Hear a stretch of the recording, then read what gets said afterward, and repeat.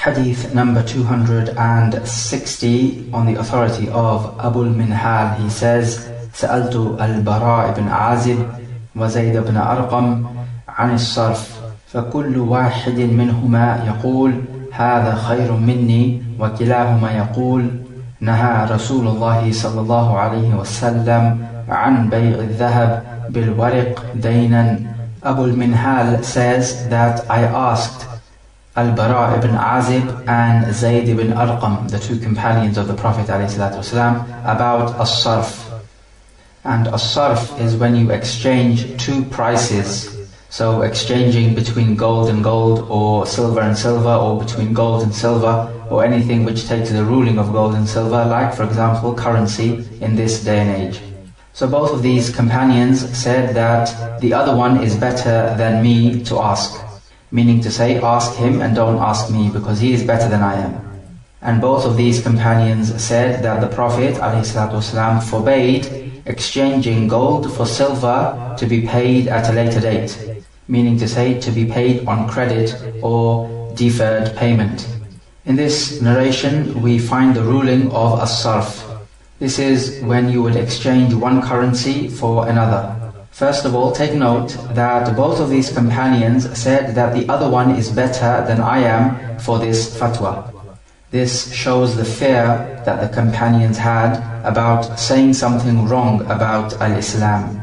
They would be afraid to give a fatwa lest it should be wrong and lest they should mislead the people. You can compare that with the average Muslim nowadays, who will let loose his tongue in speaking about al-Islam, and he will have no fear of Allah whatsoever as to whether he is speaking in accordance with the Quran and the Sunnah or not. Also, this shows the respect that the companions had for each other, in that they would say that the other one is better than I am in giving the fatwa. When you speak about al-Islam, then you have to make sure that you can back it up with Quran and the authentic Sunnah. Otherwise, you will be lying against Allah and the Sharia of Allah. And Allah Azza wa Jalla says in the Quran, وَيَوْمَ الْقِيَامَةِ تَرَى الَّذِينَ كَذَبُوا عَلَى اللَّهِ وُجُوهُهُمْ مُسْوَدَّةٌ أَلَيْسَ فِي جَهَنَّمَ مَثْوًى لِلْمُتَكَبِّرِينَ. And on Yawm al-Qiyamah you will see those who lied against Allah, their faces will be blackened. Is not the Jahannam a fitting dwelling place for those who used to be proud? Also in the Quran, قُلْ إِنَّمَا حَرَّمَ رَبِّيَ الْفَوَاحِشَ مَا ظَهَرَ مِنْهَا وَمَا بَطَنَ وَالْإِثْمَ وَالْبَغْيَ بِغَيْرِ الْحَقِّ وَأَن تُشْرِكُوا بِاللَّهِ مَا لَمْ يُنَزِّلْ بِهِ سُلْطَانًا وَأَن تَقُولُوا عَلَى اللَّهِ مَا لَا تَعْلَمُونَ. Say, my Rabb has only made haram the fawahish, which are the shameless and immoral sins, whether they be done secretly or openly, and committing sins and transgressing against other people without due right, and associating partners in worship with Allah, that which He has not sent down any authority for, and that you should speak against Allah that which you do not know. So speaking against Allah that which you do not know is one of the major sins, as Allah Azza wa Jal speaks about this in the context of other sins which are known to be major sins. So you see that the companions who were the most knowledgeable about the Sunnah of the Prophet ﷺ and about the Sharia in general, they were too shy to speak about the Sharia and to give fatwa. Unfortunately, you see nowadays complete idiots are given a platform to speak about al-Islam and to misguide themselves and others. Wallahu musta'an. We learn from this narration that you are not allowed to exchange gold and silver if one of them is to be paid at a later date, meaning on credit. The reason for this is because this will be classified as riba an-nasi'ah. We learn that the Prophet ﷺ forbade this type of transaction, so it means that its presence is like its absence. Because that which is prohibited in the Sharia, then if that which is prohibited is done, then it is as if it wasn't done, as well as incurring a sin.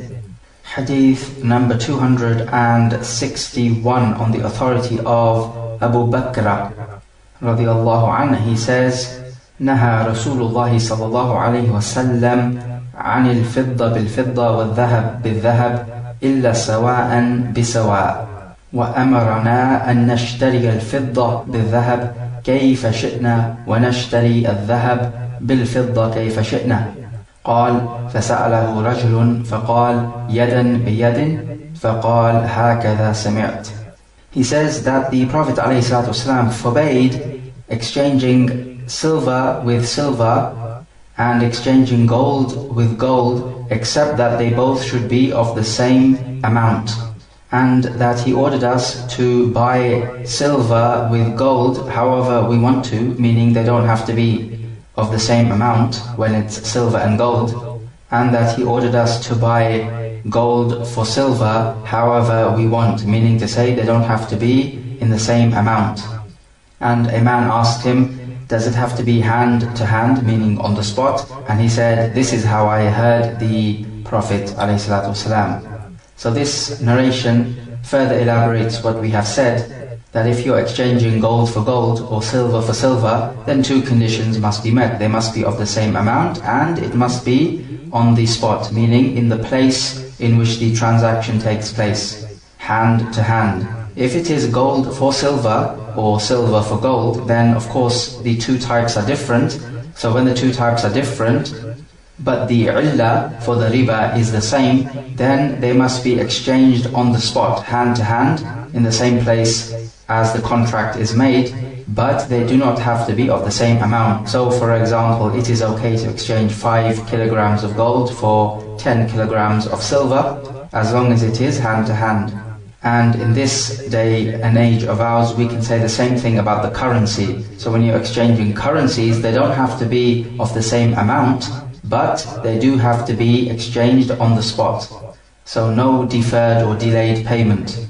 And also remember that when exchanging two items which are ribawi, but the illah for them being ribawi is different. So for example, one is a food item which is measured using the mikyal, and the other is a food item which is measured using the mizan for the weight, then exchanging these two items is permissible and no riba runs on them, neither riba al-fadl nor riba al-nasi'ah.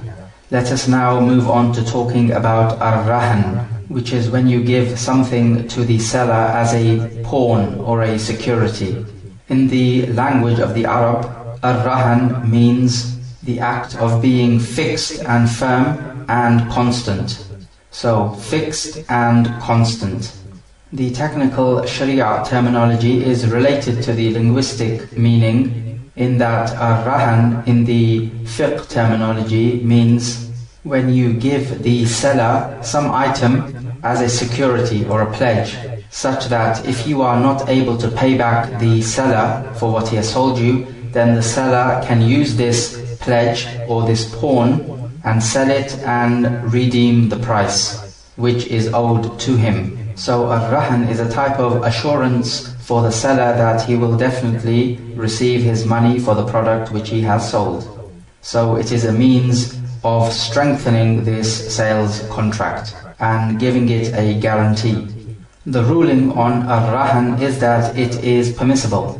The evidence is found in the Quran when Allah says, إن كنتم على سفر ولم تجدوا كاتبا فرهان مقبوضة. If you are on a journey and you do not find anybody to write down the sales transaction as a proof, then you can give a pawn or a pledge which is to be taken, meaning the rahan. As for the proof from the Sunnah, then there are many. The Prophet ﷺ gave his coat of mail as a rahan when he bought some barley. Also, the ulama are in consensus that the rahan is permissible. Even though the ayah which we just quoted mentions the rahan to be on a journey, most of the ulama are of the opinion that the ayah mentioned the journey because on a journey there could be most need to give a pawn. Otherwise, giving the rahan is permissible on a journey and in the city when you are resident. Hadith number 262 on the authority of Aisha radiyallahu anha. She says, أن رسول الله صلى الله عليه وسلم اشترى من يهودي طعاما ورهنه درعا من حديد. She says that the Prophet ﷺ bought from a Yahudi some food, and he gave him as a pledge his coat of mail of iron. In this narration we learn that the rahan is permissible even if you are not traveling and are stationary in the city. From this narration we also learn that it is permissible to enter into sales contracts with the kuffar.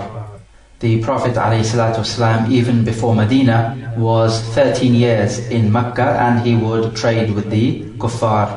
Also, it is permissible from this narration to deal with somebody who has haram wealth, because it is known that the Yahud would deal in interest and they would deal in haram wealth. However, it is not our job to research these issues and to find out exactly the avenues of wealth, unless it becomes clear to us that this particular item which we are buying from them is a usurped item or a stolen item. Then in this case we are not allowed to take it. Normally it is not allowed to sell weapons to the kuffar because they are likely to use them against the Muslims. And in this hadith there is no evidence that you are allowed to sell weapons to the kuffar. Yes, the Prophet ﷺ gave his coat of mail, but this was a rahan and it is not a sales contract. And also it could be that these kuffar who are under the authority of the Muslims in Medina at that time, there was no fear that they would use these weapons to attack the Muslims or prove to be treacherous. Otherwise, the general rule is that you are not allowed to help the kuffar by supplying them with weapons, because this is seen as a treachery to the Muslims.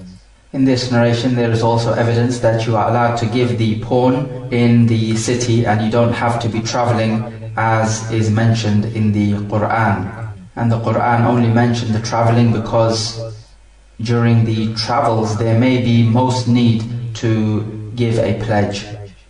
The person who receives the rahan is not allowed to make use of it, because it is technically not his possession.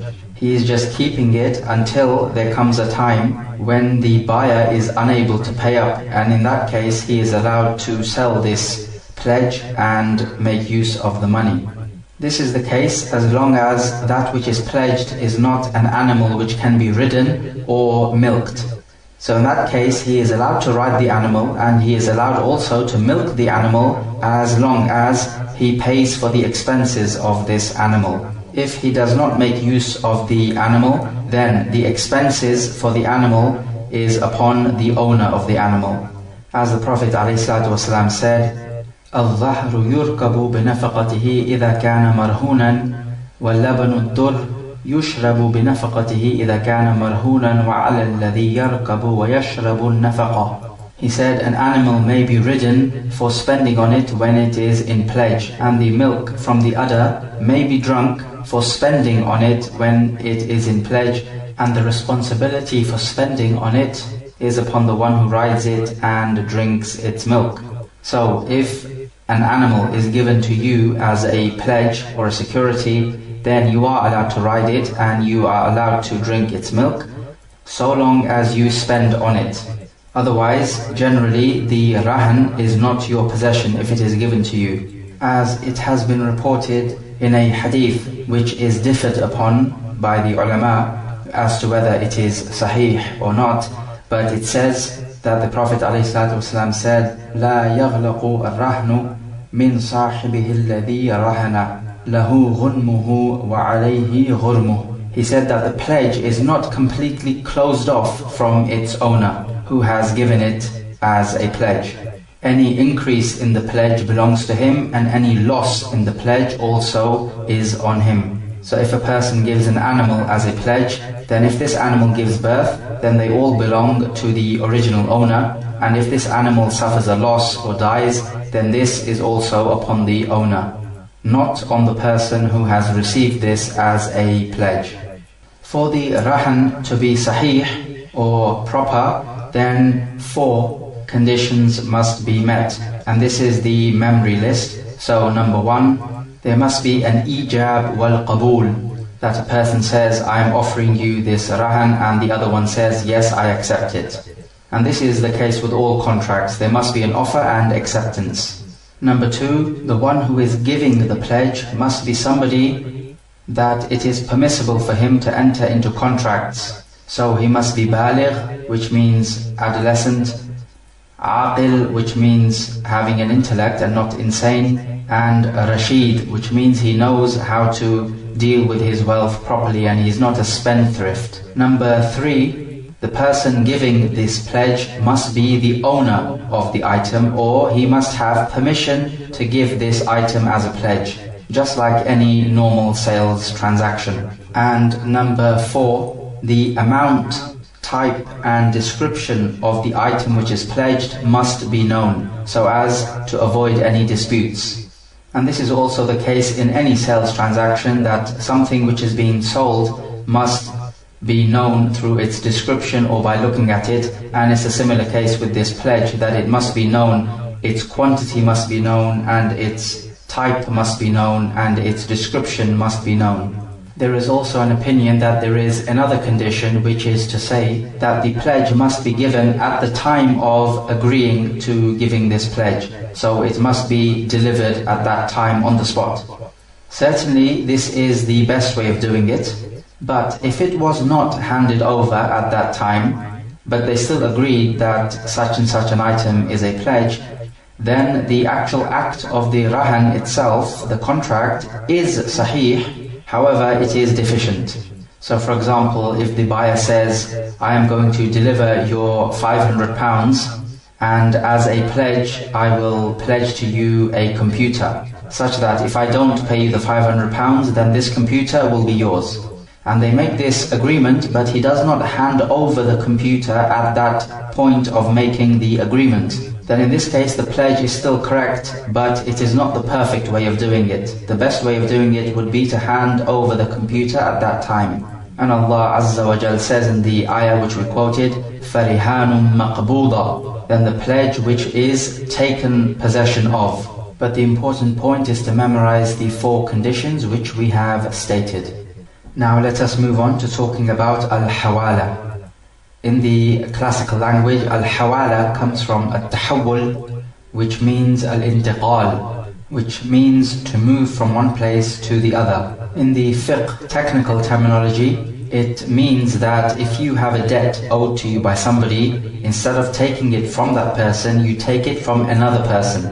So in other words, the liability of paying the debt is moved from one person to the other. The way it works is simply like this. If person B owes person A £100 and person C owes person B £100 as well, or even more than £100 as the case may be. If person B is bankrupt and the time for paying the debt comes, then he can say to A, go to person C because he owes me £100 as well, so you can take your £100 from him.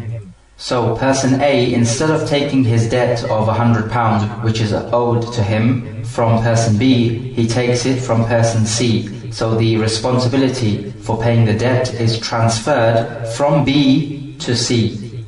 As for if you have the case where B owes A £100 and B says to A, go to person C and he'll give you your £100, but person C does not owe person B any money, then in this case this is allowed if person C agrees to it, but it is not called al-hawala, it is called at-tawqeel, which is to make somebody else in charge of your affairs. In al-hawala we have 2 people who owe a debt. So in our case it was person B and person C who owed the debt. Hadith number 263, on the authority of Abu Hurairah radiyallahu anhu, he says the Prophet ﷺ said, مَطْلُ الْغَنِي ظُلْمٌ وَإِذَا أُتْبِعَ أَحَدُكُمْ عَلَى مَلِيءٍ فَلْيَتْبَعْ. He said, procrastination of the rich man in paying off his debt is a transgression, and if one of you is referred to a rich person to pay off his debts, then he should move to that person. This hadith is evidence that al-hawala is permissible. The Prophet ﷺ begins by saying that a rich person, if he owes a debt and he procrastinates, then this is dhulm, or transgression against other people, because a rich person does not have any excuse paying back the debt. It would be a different story if he was poor or bankrupt, then you would have to give him a chance. In relation to this, the Prophet ﷺ also said, لَيُّ الْوَاجِدْ يُبِيحُ عِرْضَهُ وَعُقُوبَتَهُ. He said that the one who finds enough money to pay off his debt and he still delays it, then this makes it permissible to damage his reputation and speak ill of him and punish him. So this is to say that the person who is owed the debt can tell everybody that this person who owed me this debt is delaying to pay it off. A statement like this will no doubt damage his reputation, and in ordinary circumstances it is not allowed to speak ill of the reputation of another Muslim who has done nothing wrong. But in this particular case, the Prophet ﷺ gave the permission to speak ill of him and to backbite against him. And Allah Azza wa Jalla says, لا يحب الله الجهر بالسوء من القول إلا من ظلم. That Allah does not like for you to raise your voices speaking evil, except for the one who has been wronged. And in this case, the person who is owed the debt has been wronged, because the rich person is delaying in paying back the debt. So in this case, he has the right to damage the reputation and speak ill of the person who is delaying in paying off the debt without any excuse. Then the Prophet ﷺ went on to say that if you are owed a debt and you are referred to another person who is rich, then you must go to that person and take your debt from him. So this is the case in our example where person B refers person A, who is owed the debt, to person C. And remember that person C owes the debt to person B. The question is, when you are referred to somebody else, is it wajib for you to go, or is it mustahab? What is apparent from the hadith is that it is wajib for you to take your debt from the second person. This is the case so long as this second person is a mali. Mali in the language means somebody who is rich and can pay off the debt. As for when the fuqaha give the definition of the mali, they say that it involves three things: his wealth, his body, and his statement. His wealth, meaning that he must have enough wealth to pay back the debt. So if he himself is poor, meaning in our example, if person C is poor and he doesn't have the money, then he is not mali. The second issue is that with his body, it must be possible for you to bring this person to a court if he refuses to pay. This may not be possible if this person is of a high status and you cannot bring him to court because of this status of his, or if he is the father of the one who is being referred. And the third issue in this is with his statement, in that he must not be a type of person who himself procrastinates and delays the payment. So if these three conditions are met, then this person is a mali, according to the fuqaha, which in turn means that it is wajib for you to go to him and take your debt from him, instead of the original person who owed you your debt. If this person is not mali, meaning he doesn't fulfill the three criteria, then it is not wajib for you to go. And if you still accept the offer, then many of the ulama say that you are not allowed to return to the first person who owed you your debt, because you accepted the referral to go to the second person to take your debt from. So as long as you did it through your own choice, then you have no right to go back to the first person for your debt. However, if you are unaware that this person is not a mali, meaning fulfilling the three criteria, and then only after you accepted the referral, you got to find out that this person, for example, doesn't have enough money or cannot be taken to a Sharia court if he refuses, or for example, he himself procrastinates and delays the payment, then if you found this out after you accepted, then you do have the right to go to the first person. However, if you knew that he did not fulfill the criteria and you still accepted the referral, then you have no right to go back to the first person who owed you your debt, because you accepted the referral with your own consent. This is similar to if you buy something which has a defect and you know that it has a defect. Then in this case, you are not allowed to return it if you change your mind. But if you found out that there is a defect after you bought it and it was not made plain to you that there is a defect, then in this case you do have the right to annul the transaction. And we spoke about this when we talked about the different choices that you have to annul the transaction. So al-hawala is allowed subject to 4 conditions. And this is the memory list, so this is to be memorized. Number 1, the 2 debts which are involved must be of the same category or type, and the time for their repayment must be due. So for example, if person B owes person A some gold, and person C owes person B some silver, then in this case, can al-hawala take place? The answer is no, because gold is not the same type as the silver. If both of the debts were gold, then this would be permissible.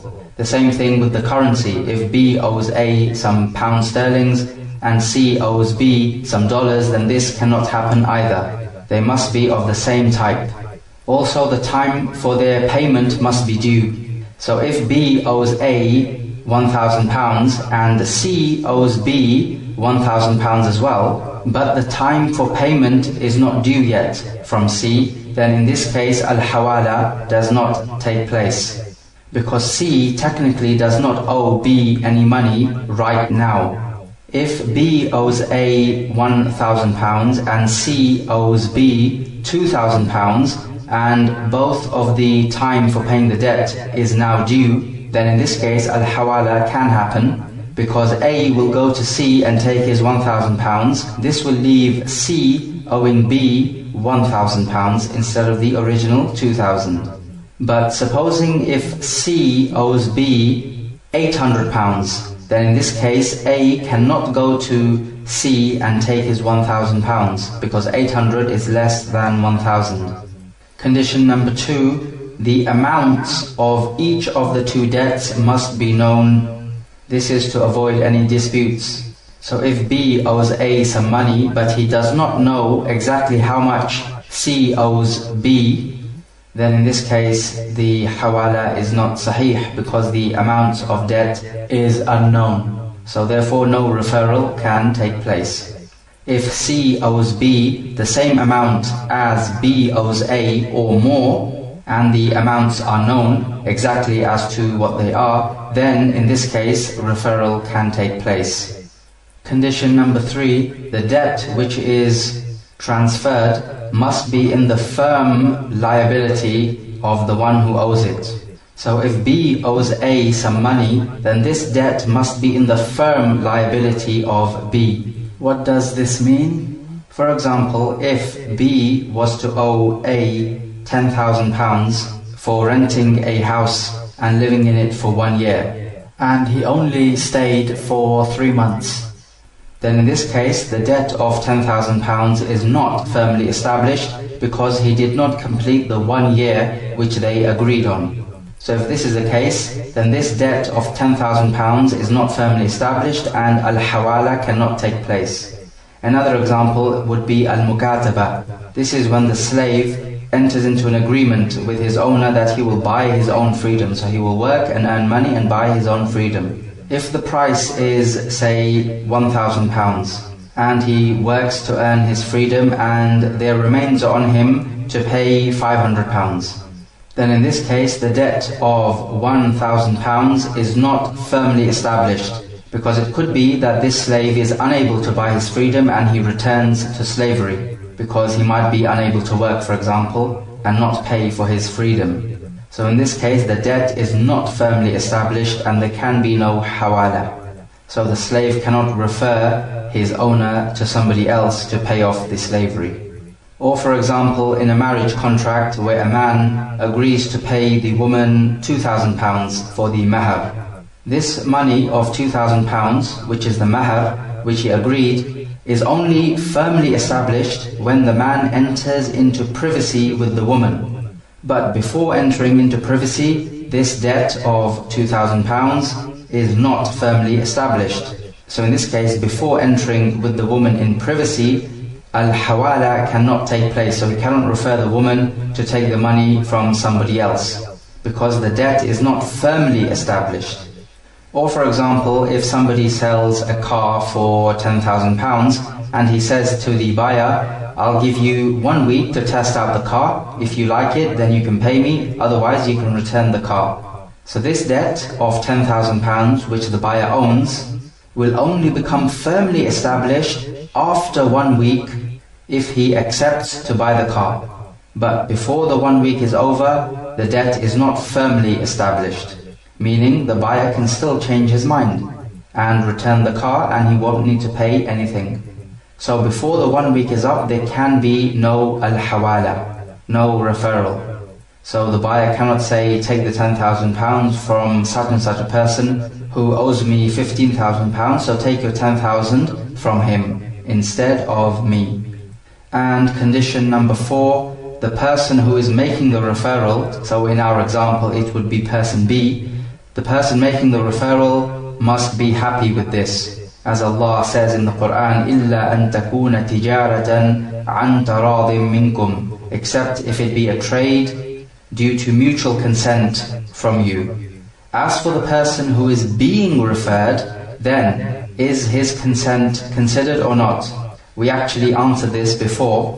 If the person who is being referred to is mali, then his consent is not considered. He has to be referred. If the person who is being referred to, meaning person C in our example, is not mali and he knows about this, then we have to look to the consent of person A.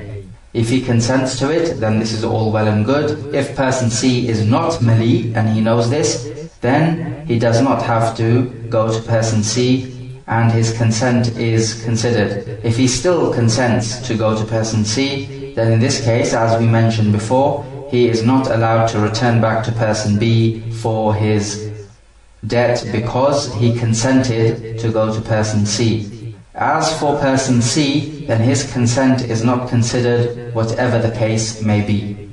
So those were the 4 conditions to be memorized. We'll now move on to talking about if you find your goods with somebody who has become bankrupt. Hadith number 264, on the authority of Abu Hurairah radiyallahu anhu. He says that the Prophet ﷺ said, "Man adraka malahu bi'aynihi 'inda rajulin qad aflasa fahuwa ahaqqu bihi min ghayrihi." He said, whoever finds his particular item with somebody who has become bankrupt, then this person has most right to his item than anyone other than him. In this hadith, we learn that if you have lent an item to somebody, say for example a book or a car or some specific item, and this person becomes bankrupt, then you have the right to take back this specific item. So for example, if you sold a car to somebody and he owes you the money and hasn't paid you back yet, but before he pays you back, he becomes bankrupt, and especially if he owes many other people money, then they may tell him to sell his possessions, including the car that you sold him, to pay back his debts. However, if you find your car, meaning to say your specific car which you sold him with this person who has become bankrupt, then you have most right to take it back, and nobody else has the right to take it from you. It might be the case that this bankrupt person tries to use a hila and changes your possession. So if it was your car, he may make some alterations and change it. Or if it was your book, he may make some alterations to this book and say that this is not your particular possession anymore because it is not the thing that you gave him.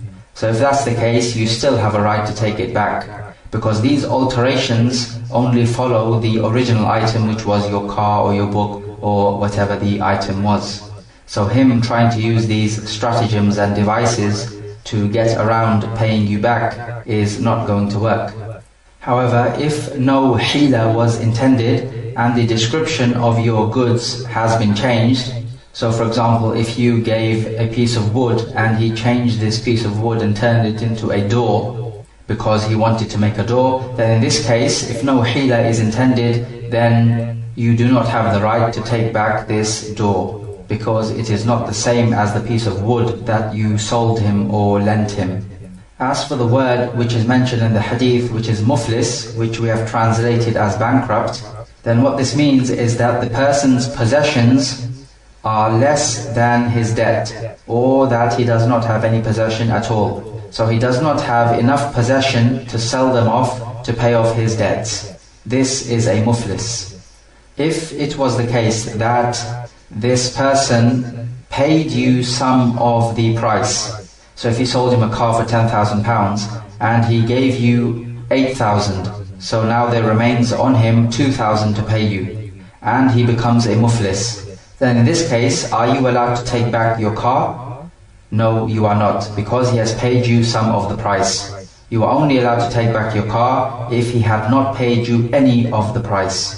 So if he has paid you back some of the price, then in this case all of his creditors will be on equal footing, and you will not have any more right to this car of yours than any of his other creditors. So this muflis would have to sell his possessions and pay back all of his creditors in due proportion. We'll now move on to talking about ash-shufa'a. In the language, ash-shufa'a means a pairing. In the fiqh technical terminology, it is when two people own a property and one person wants to sell his part of the property off. Then the shufa'a is that the partner has more right than anyone else to buy his partner's share of the property. And this is taken from the linguistic definition because the partner pairs up his partner's share of the property with his. So it's a pairing, and this is what a shufa'a is in the language. It is pairing or coupling. Shufa'a is permissible according to the Quran and the Sunnah and the consensus of the ulama. The reason why a shufa'a is allowed is because this will be of great benefit to the partner of the property, meaning to say the one who is taking the share of his partner and putting it with his own share. Hadith number 265, on the authority of Jabir ibn Abdullah radiyallahu anhuma, he says, جعل النبي صلى الله عليه وسلم الشفعة في كل مال لم يقسم فإذا وقعت الحدود وصرفت الطرق فلا شفعة. He said that the Prophet ﷺ allowed a shufa'a in all those properties which are not divided. But if the property is divided and there are different routes to enter into this property, then there is no shufa'a. So for example, two people own a house, and the house is one and the same and it is not divided, so there is no big wall in between. If one person wants to sell off his share of the house, then his partner has most right to take this share of the house and give him the price. And you can say the same thing about a piece of land. If two people own a piece of land and one wants to sell his part of the land, then his partner has most right to take this land and to pay the price.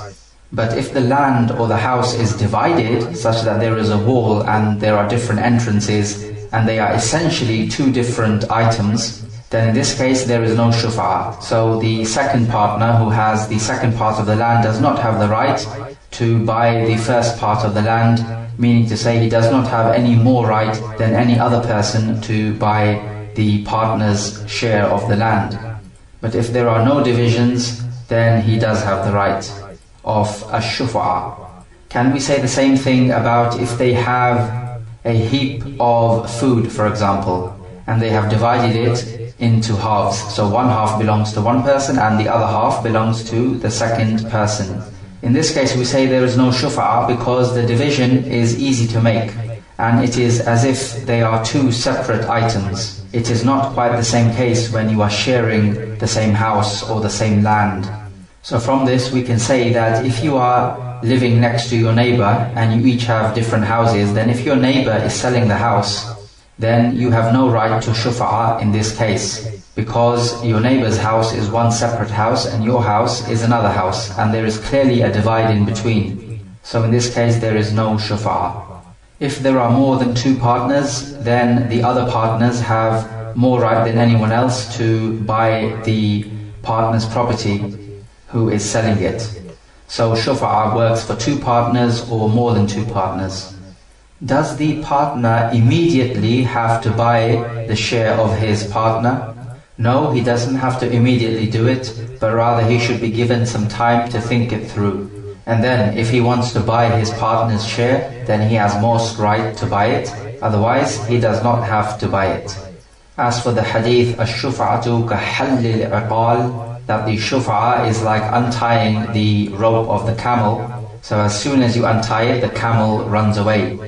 They mean to say that as soon as the partner wants to sell his share, then his other partner must make the decision immediately. Then this hadith is weak, but rather the partner should be given some time to think it through. Some ulama said that the neighbor has the right of shuf'a. So if one person is living in a house next to the house of his neighbor, and there are 2 different houses, and his neighbor wants to sell a house, then the other neighbor has most right to buy it. They rely on the hadith which says, الجار أحق بشفعة جاره ينتظر بها وإن كان غائبا إذا كان طريقهما واحدا, that the neighbor has most right to the shuf'a of his neighbor, and he must be waited for if the neighbor is absent. So if you're selling a house, then you must wait for your neighbor to come back, so your neighbor can decide if he wants to buy your house or not. إذا كان طريقهما واحدا, if the entrance of the house is one and the same. But this hadith applies to if both of the people have a share in this house, meaning to say that they both possess the house. As for if the houses are different, and each one possesses his own house only, then in this case the neighbor does not have the right of a shuf'a. Let us now move on to talking about the chapter of al-waqf. In the language of the classical Arabic, al-waqf means to stay or to remain. In the Sharia technical terminology, al-waqf means that you have some wealth and you give it in charity for the sake of Allah, such that the Muslims will be able to make use of the benefits of this wealth, and the wealth itself will stay. The ruling on waqf is that it is mustahab, and from the evidences which proves that it is mustahab is the famous hadith, إِذَا مَاتَ ابْنُ آدَمْ انقطع عمله إلا من 3: من صدقة جارية أو علم ينتفع به أو ولد صالح يدعو له. He says when the son of Adam dies, then all of his actions are cut off except 3 types. One is the ongoing charity, so even after he dies, he keeps gaining reward for a charity which he has left behind, from which the Muslims are making use and taking benefit. And the second one is knowledge which he leaves behind, which benefits the Muslims after him. And the third one is a pious child who makes dua for him.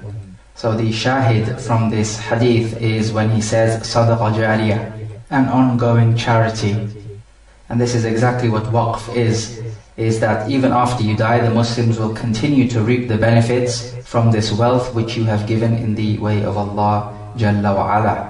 Also, the ulama are in consensus that al-waqf is a praiseworthy and mustahab action, and that al-waqf is a great act of righteousness because it delivers much benefit to the Muslim community, because it has a general and far-reaching benefit, whether it be for the poor people, for the orphan, for the wayfarer, for those fighting in the way of Allah, or for those teaching the deen of Allah Jalla wa Ala, or other than them. Hadith number 266, on the authority of Abdullah ibn Umar radiyallahu anhuma, he says, أصاب عمر أرضا بخيبر فأتى النبي صلى الله عليه وسلم يستأمره فيها فقال يا رسول الله إني أصبت أرضا بخيبر لم أصب مالا قط هو أنفس عندي منه فما تأمرني؟ قال إن شئت حبست أصلها وتصدقت بها. He says that Umar ibn al-Khattab radiyallahu anhu attained some land in Khaybar. So he came to the Prophet ﷺ asking him what to do with it. He said to him, O Messenger of Allah, I have gained some land in Khaybar, and I have never gained any wealth more precious than it, so what do you order me to do with this wealth?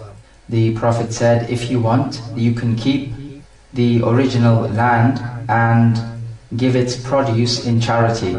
So the land stays, and whatever grows out of the land will be for use for the Muslims. قال فتصدق بها عمر غير أنه لا يباع أصلها ولا يورث. قال فتصدق بها عمر في الفقراء وفي القربى وفي الرقاب وفي سبيل الله وابن السبيل والضيف. لا جناح على من وليها أن يأكل منها بالمعروف أو يطعم صديقا غير متمول فيه وفي لفظ غير متأثل. So Ibn Umar says that Umar gave the produce of the land in charity on the condition that this land is not to be sold nor to be inherited. So this land is completely for the sake of Allah, not to be sold and not to be inherited. He says that Umar gave it in charity for the poor people, for the relatives, and it goes towards freeing a slave, and for those people fighting in the way of Allah, and for the wayfarer, and for the guests who have arrived from outside. There is no problem in the one who is overlooking this land to eat from it in a decent amount and not abuse the produce, or give some of its produce to a friend to eat from it, provided he does not take from it more than he needs. In this hadith, we learn that the waqf is recommended and legislated. Allah Azza wa Jalla also says in the Quran, لَن تَنَالُوا الْبِرَّ حَتَّى تُنْفِقُوا مِمَّا تُحِبُّونَ. You will not attain al-birr, which is piety or righteousness, until you spend from that which you love. So we learn from this narration that this land will stay as it is and will belong to the Muslims in general, and not to any one particular person, and the produce of this land will be for the benefit of the Muslims. So it is completely in the way of Allah Azza wa Jal. And because it is in the way of Allah subhanahu wa ta'ala, it cannot be sold, and neither can it be inherited to the children of Umar radiallahu ta'ala an, for example. This narration begins by Ibn Umar, the son of Umar, saying that Umar attained some land in Khaybar. So notice how he mentions his father by his name. Normally to mention your parents by the name is considered to be bad manners. So why did Ibn Umar mention his father by his name? Why didn't he say, my father? It's because he's speaking about Umar ibn al-Khattab in his absence. As for if he was speaking to his father, then he would have to address him by saying my father and not by his name. The people mentioned in the narration who were going to seek benefit from this produce of the land were the poor people and the relatives of Umar, meaning enjoining ties of kinship, and also going towards freeing the slave, and those who are fighting in the way of Allah, and the wayfarer who has been cut off from his land. We learn that the waqf is not to be sold nor inherited, but if somebody was to think that he could trade with this wealth which is given in waqf, and he will be able to gain a profit out of it, then in this case it is permissible. Otherwise it is not. So in our case, if somebody was to think that he can trade with the produce of this land and he could make a profit, then it would be permissible for him to go out and trade with the produce of the land. Otherwise the general rule is that you are not allowed to use this wealth for trading, because it is given solely for the sake of Allah. We also take from the statement that it is not to be sold nor inherited nor given as a gift, that the possession of this land or anything that has been given as a waqf cannot move from one person to the other, but rather it is to stay just as the waqif, the one giving the waqf, has dictated it. So nobody is allowed to take possession of this wealth. It is for the general benefit of the Muslims. We also learn from this narration that when you give a waqf, it needs to be given for a charitable cause and for a good cause which will earn the pleasure of Allah Azza wa Jal. So this could be things like making a hospital, or schools, or houses, or some shelter places which the Muslims can continue to seek benefit from. It is not allowed to be something which will run out, like for example food or a perfume. Although you can certainly give these things in charity, but it does not take the ruling as waqf, because a waqf is when you give a wealth which will keep on going and the Muslims will continue to take benefit from it. We learn that Umar made the condition that the one who is overlooking this waqf is allowed to eat it and also give some of its produce to a friend to eat, as long as he does not overuse it, meaning more than what is needed. So this goes to show that the one who is giving the waqf, who is the waqif, is allowed to make conditions. As long as these conditions do not violate any of the aspects of the Sharia, then these conditions are valid. And we also learn from this condition which Umar made that the one who is overlooking the waqf is allowed to make use of this charity on a reasonable basis.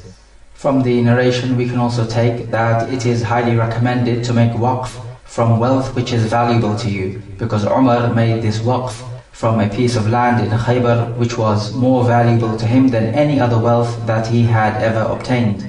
We also take from this narration that it is recommended to seek advice from the people of knowledge whom you trust, just as Umar did with the Prophet ﷺ. And we also take the virtue of giving good advice, because the Prophet ﷺ gave Umar radiallahu ta'ala anhu some good advice as to how to best make use of this wealth. And the Prophet ﷺ also said that ad-deenu nasiha, and he said it 3 times, that this deen is sincerity, and we can also say is giving sincere advice. Once the wealth has been given as waqf, it cannot be taken back. It must remain in the way of Allah Azza wa Jal. This is the opinion of the vast majority of the ulama, and there are only a few anomalies which disagree with this. What happens when a wealth is given as waqf and its benefits cease to exist? So for example, if a masjid is given as a waqf and it becomes ruined somewhat, and the Muslims cannot use it as a place of prayer, then in this case it can be sold. However, a new masjid must be built so that the actual waqf can keep on going, because the idea of a waqf is that it is an ongoing charity and it does not cease. They take as an evidence that at the time of Umar ibn al-Khattab, the Baytul Mal, which is the treasury of the Muslims, was broken into. So Umar ordered that the masjid be moved and put next to the Baytul Mal, so that the Baytul Mal is in front of the masjid, because there is always somebody in the masjid, so therefore it would be difficult to break into the Baytul Mal, as there will always be somebody looking out. None of the Sahaba refuted this ruling, so it is as if it is a consensus from the Sahaba. Imam Ibn Taymiyyah rahimahullah said that if there is a need, then the waqf can be changed with something which is similar to it. And if there is not a need, then the waqf can be changed by something which is better than it, because this would be more beneficial. Otherwise, if there is no need, the general rule is that the waqf is to be left as it is, on the conditions of the waqif. It is a similar case when the one performing the Hajj brings along a hadi, and this hadi, which is the animal, is like a waqf because it is for the sake of Allah Azza wa Jal. But if this hadi becomes damaged or perishes before reaching the place of sacrifice, then in this case it is allowed to sacrifice it before. Otherwise, we have mentioned that the hadi is not to be touched and not to be killed because it is for the sake of Allah Jalla wa Ala. If there is something which is better than the wealth which has been given in waqf, and the one who is overseeing the waqf wants to exchange it because he thinks that there is a benefit in exchanging it, then he should not do it by himself, but rather he should go to the Sharia court and obtain permission from the Islamic judge. This is safer and better. So if that is understood, then we need to know about the conditions of the waqf to be sahih. And so here is the memory list for the conditions of the waqf. Number 1, it must be delivered by someone who is allowed to give in charity. So it mustn't be somebody who does not know how to use his wealth properly, or a little child, or somebody who is insane. Number 2, that which he is given in charity must be an item which can be sold, because there might be a need to sell this item in case its benefits cease to exist, as mentioned before. Number 3, it must be possible to reap benefits of this item on an ongoing basis. So it mustn't be something that gets used up like a perfume or food, but it must be an ongoing thing. For example, giving a book in the way of Allah so people could study their deen. Number 4, it must be done to gain closeness to Allah Azza wa Jal. So you're not allowed to give in charity places in which sin is committed, like cinemas and theaters. Or for example, you are not allowed to give a waqf when you have become bankrupt, so that your creditors are not able to take your wealth away from you. Or for example, giving waqf to some of your children and not others. So favoring some over others, and that is haram, so therefore the waqf is not correct. Number 5, it must be given immediately. So you cannot say that I'm going to give it after my death, because this is then a wasiyah, which is a bequest, and not a waqf. And number 6, it must be ongoing and forever. So you cannot say I am giving a waqf for 1 month, because 1 month is not ongoing. It must be something that is forever. So these are the conditions to be memorized. Let us now move on to talking about al-hiba. Al-hiba can be translated as a gift, to give a gift to somebody. In the language, it means to put something in somebody else's possession without repayment. So you put something in somebody's possession and you don't seek any repayment in return. It has a broad meaning. It could mean giving any type of gift, or letting go of a debt which somebody owes you. It is a recommended act. The Prophet ﷺ said, "Tahadu tahabbu," give each other gifts, you will love each other. And the Prophet ﷺ also told us that giving gifts will remove any grudges or ill feelings that people have towards each other. Hadith number 267 on the authority of Umar radiallahu anhu. He says, حملت على فرس في سبيل الله فأضاعه الذي كان عنده فأردت أن أشتريه وظننت أنه يبيعه برخص فسألت النبي صلى الله عليه وسلم فقال لا تشتريه ولا تعد في صدقتك وإن أعطاكه بدرهم فإن العائد في هبته كالعائد في قيئه. He says that I gave a horse as charity in the way of Allah. But the person who took the horse did not look after this horse very well. And Umar says that I thought that this person wanted to sell the horse for a cheap price. So I wanted to buy this horse back off him. So I asked the Prophet ﷺ about this, and he said, do not buy this horse and do not return to your sadaqah even if this man was to sell it to you for 1 dirham. Because the one who returns to his gift to take it back is like the one who vomits and then returns back to his vomit. وَفِي لَفْظٍ فَإِنَّ الَّذِي يَعُودُ فِي صَدَقَتِهِ كَالْكَلْبِ يَقِيءُ ثُمَّ يَعُودُ فِي قَيْئِهِ. And in a wording it says that the one who returns back to his sadaqah to take it back is like the dog which vomits and then returns back to his vomit, meaning to swallow it back again. And in another wording, on the authority of Ibn Abbas, that the Prophet ﷺ said, Al-a'idu fi hibatihi kal-a'id fi qay'i. The one who returns back to his gift which he has given to take it back is like the one who returns back to his vomit. In these ahadith, we learn about some rulings pertaining to giving the gift. First of all, Umar radiallahu ta'ala anhu said that I gave a horse in the way of Allah. Certainly giving charity and helping out others is a good deed. And we know that you should not advertise your good deeds. So if you have done a good deed, then you should not go around saying that I did such and such a good deed. It should be secret between you and Allah, and there should be no showing off. So it appears that Umar is telling everyone about his good deeds. But in this case, it is permissible, because Umar is not actually talking about the good deed which he did, which is to give the horse. He's talking about the issue at hand, which is to return back to your charity or your gift which you have given. So this act of him giving the charity follows the actual issue at hand, which is, are you allowed to take back the gift which you have given? As for if somebody was to just talk about his good deeds and that's it, then this action should be rebuked and is not from the character of the Muslim, and it is not befitting.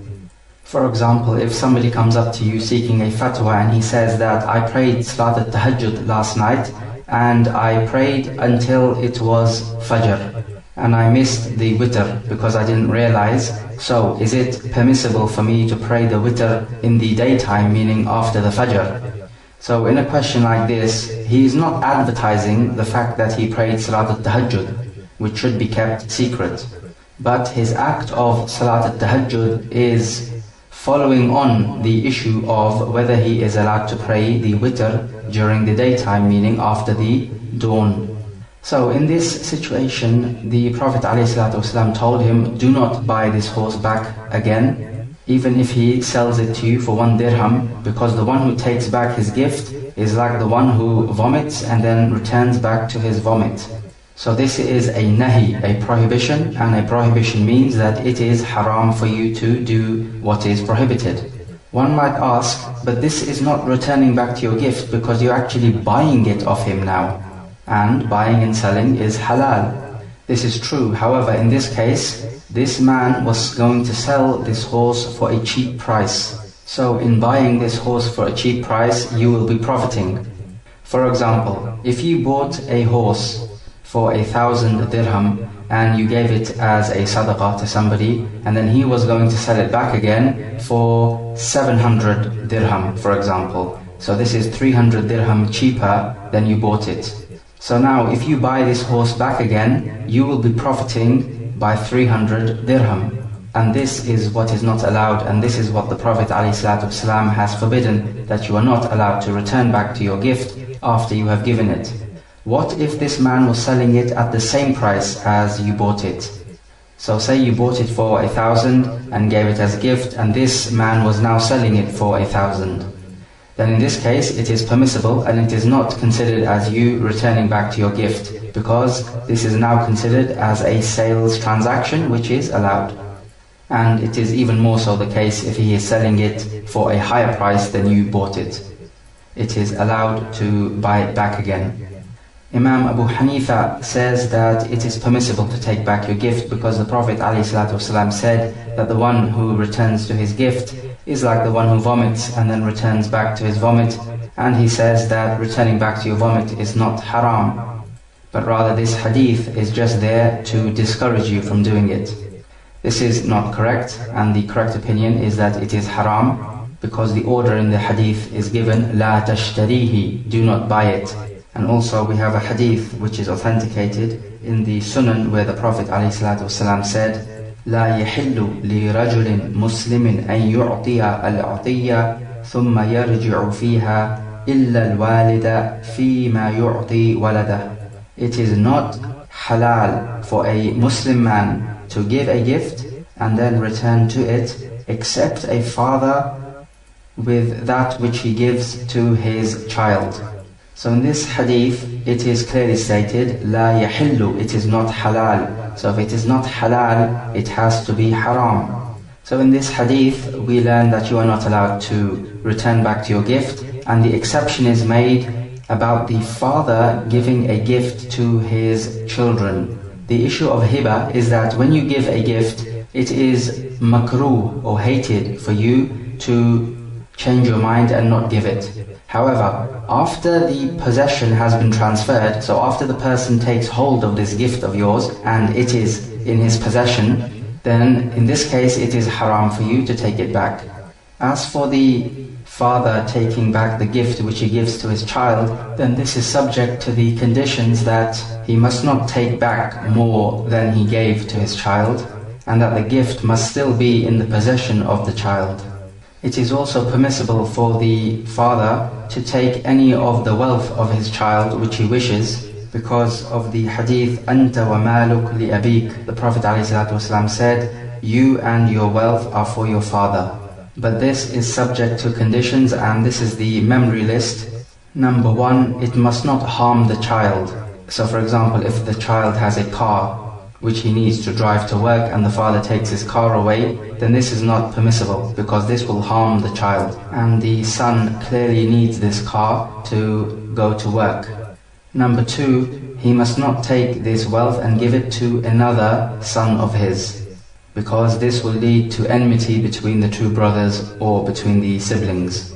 Number 3, this taking possession of the wealth must not be at a time when one of them, meaning either the father or the son, is in an illness in which death is feared. So we're not talking about a minor cold or some kind of flu, but we're talking about a serious illness in which the doctors feel that he could die from this medical condition. The reason for this is because when somebody is in an illness in which his death is feared, then inheritance issues come into play. So taking away the wealth of a person in this state can deprive his inheritors. And some people could use this as a hila to deprive their inheritors. For example, a man is in a medical condition in which death is feared. So in this condition he may give lots of charity to deprive his wife of the inheritance. So in this case, this charity will not be allowed. In fact, he is only allowed to give 1/3 of his wealth in charity in this case. Condition number 4, it must not be the case that the father who is taking the wealth of the child is a kafir and the child is a Muslim. Number 5, that the father takes physical possession of the wealth by saying that he is taking possession of the wealth, or he must intend taking possession of the wealth as he takes it physically. And number 6, that which he is taking possession of must be an object which is present, not something which is absent. So these are the 6 conditions for the father to take the wealth of his child. Coming back to this hadith, some of the fawaid which we can take: seeking advice from the people of knowledge. This is what Umar ibn al-Khattab did with the Prophet ﷺ. Also, that which you give in the way of Allah, you should not chase after it. It should be left alone for the sake of Allah.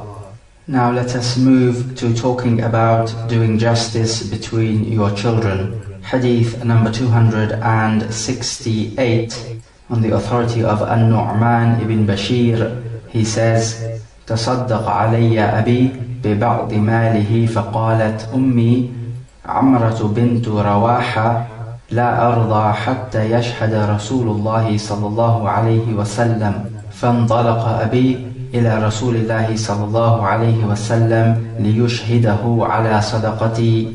He says that my father gave me a sadaqah from some of his wealth, and my mother Amra bint Rawaha said, I am not happy with this sadaqah until the Prophet ﷺ witnesses this sadaqah. So he says, my father went to the Prophet ﷺ to have him witness this sadaqah. فقال له رسول الله صلى الله عليه وسلم أفعلت هذا بولدك كلهم؟ قال لا. قال اتقوا الله واعدلوا بين أولادكم. The Prophet asked him, have you done the same thing with the rest of your children, meaning given them the similar charity? He said, no. Then the Prophet replied, fear Allah and do justice between your children. فرجع أبي فرد تلك الصدقة وفي لفظ فلا تشهدني إذن فإني لا أشهد على جور وفي لفظ فأشهد على هذا غيري. So he says, my father returned and he took back the sadaqah which he gave me. And in another wording, the Prophet said, then do not make me witness, because I do not witness injustice. And in yet another wording, he said, then make somebody else witness this sadaqah. In this hadith, we learn about doing justice between your children. It doesn't matter whether the children are male or female, justice must prevail. And we learn that you are not allowed to favor one child over another when you are giving the hiba or the gift. This is the case when one child has no more need of this gift than the other. So for example, if a father has two sons, one is older and one is young. The older one needs a car to travel to work, and the younger one does not need a car because he cannot drive. Is it now permissible for the father to give the older son the car and not give a car to the younger son?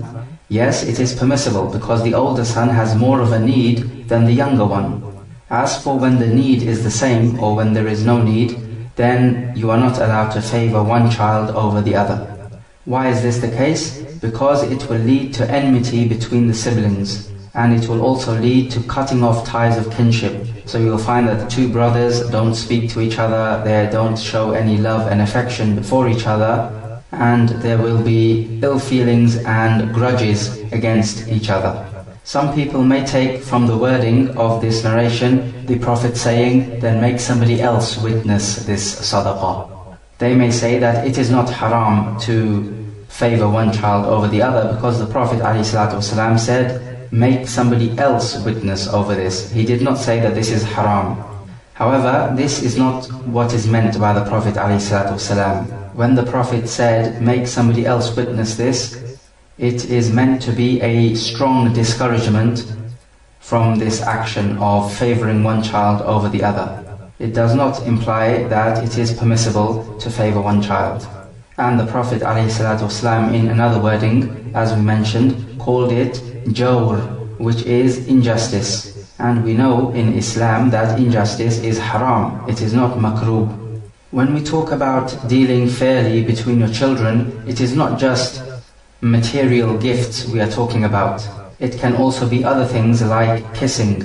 If a father kisses one of his children, then he needs to kiss all of them equally, otherwise this will be also counted as al-jawr, which is injustice. And upon this make your analogy that whatever you do to one child, you must treat all of them equally when there is equal need or no need. So if you have two kids, one of them is 2 years old and the other is 3 years old, and you buy one of them a lollipop, then you must necessarily buy the other one a lollipop as well.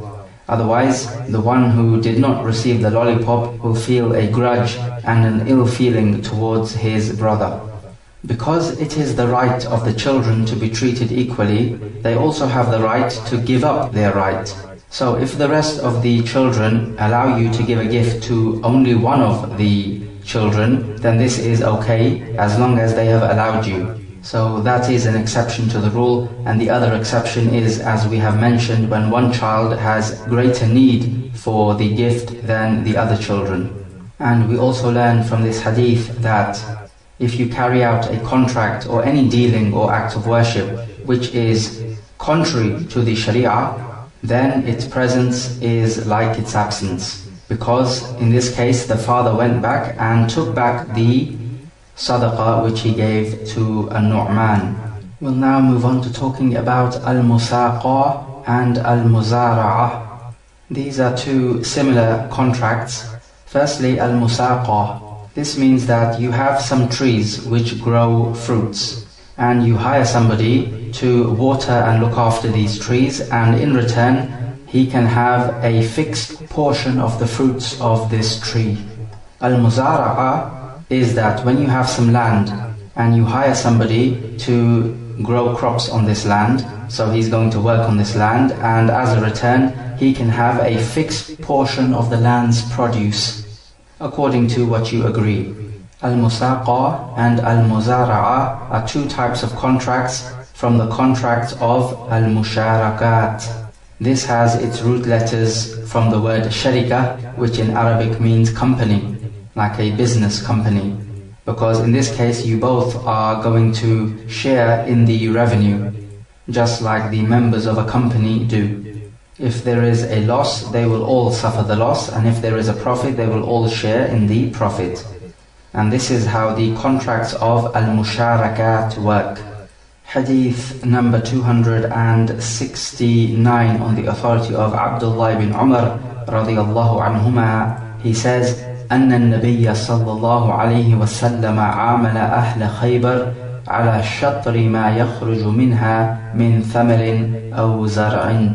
He says that the Prophet ﷺ made a deal with the people of Khaybar that they are going to work on this land of Khaybar, and for them there will be 1/2 of the fruits or the produce which grows out of the land. The land of Khaybar had the Yahud living in it, and it was conquered by force. And the Prophet ﷺ made a contract with these Yahud that they are to work on this land, and they can have 1/2 of its produce and the other 1/2 going to the Muslims. Because the Yahud were experienced in this land and they knew how to grow the crops and were skilled at it, the Prophet ﷺ allowed them to work on this land, the produce being shared between them 1/2 until the Khilafah of Umar radiallahu anhu, when he expelled the Yahud of Khaybar from Khaybar. This narration proves to us that Muzara'a and Musaqa is allowed. But this is based upon conditions. So this is our memory list. The conditions for Al-Musaqa to be allowed, and there are 4 of them. Number 1, that the one who owns the tree must be somebody who is allowed to enter into contracts. So he must be baligh, aqil and rashid, which means that he knows how to deal with his wealth properly, and he's not just going to waste it or enter into stupid contracts and get himself fooled. Number 2, the tree must be known. So if he says, work on my tree, and it is not known which tree it is, then this contract is null and void. Everything must be known, because then this prevents any disputes. Condition number 3, the tree must be such that it grows fruits, so that the worker can benefit from these fruits. And condition number 4, it must be known exactly what proportion the worker is going to take. So you agree between yourself, you will take 1/4 of the fruits of the tree, or 1/3, or 1/2, or whatever you agree amongst yourselves. This is a vital condition, because you are not allowed to say to the worker, you can take the fruits of tree A, but you are not allowed to take anything from tree B, because it could be the case that tree A does not produce fruits and tree B does, so this will be an injustice. But rather there must be a fixed proportion which the worker takes. So these were the 4 conditions of Al-Musaqa, and we have conditions for Al-Muzara'a, and there are 3 of these. Number 1, that the person who owns the land must be somebody who is allowed to enter into contract. So again, the conditions apply. He must be baligh, he must be aqil, and he must be ar-rashid. Condition number 2, that the land must be known, so that the owner and the worker both know which land is to be worked on. Again, this is to avoid disputes and misunderstandings. Condition number 3, the worker must have a fixed proportion of the land's produce. So you're not allowed to say that you can have the produce of a certain section of the land, because it could be that that section does not produce any crops. So this will lead to ill feelings and grudges and disputes.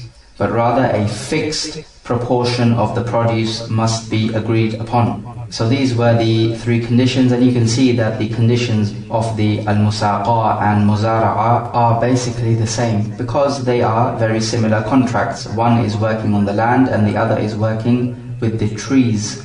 In the contract of Al-Muzara'a, who supplies the seeds to be sowed? They are to come from the worker and not the owner. We also learn that it is permissible to enter into contracts and deal with the kuffar. As for those ahadith which tell us that al-muzara'a is not allowed, then they are pertaining to the fact that the conditions are not met. Normally this is when the owner says that you are to have the crops from a certain part of the land. This is not allowed, as we said, because it could be that that part of the land does not produce the crops. So in this case, the contract is fasid and null and void. But as long as the conditions are met, then al-muzara'a and al-musaqa are allowed.